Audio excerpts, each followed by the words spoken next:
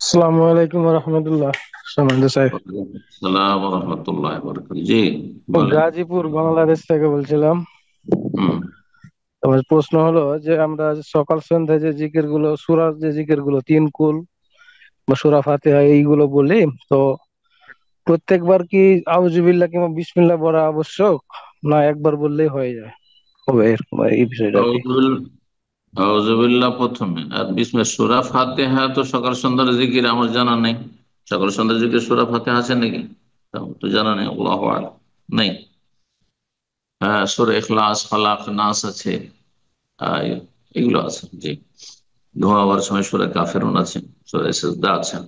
যাই হোক, যেসব জিকির পড়বেন আপনি আন্দাজের উপর পড়বেন না। হ্যাঁ, শুনে শুনে শুধু পড়বেন না, বরং একটু এ সম্পর্কে জ্ঞান অর্জন করে শিখে, ভালো যেগুলো অথেন্টিক নির্ভরযোগ্য বই, ভালো আলেমদের, সেগুলি থেকে অথবা তাদের আলোচনা থেকে আপনি শিখবেন।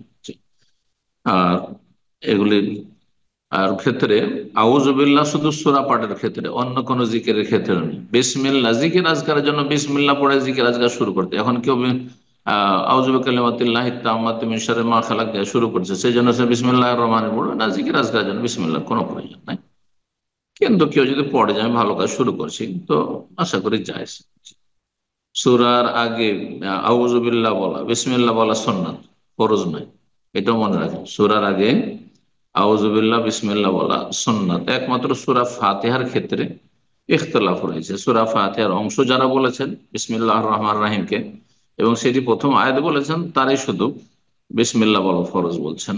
সেটাও সালাতের ভিতরে। জি, আল্লাহু আ'লাম।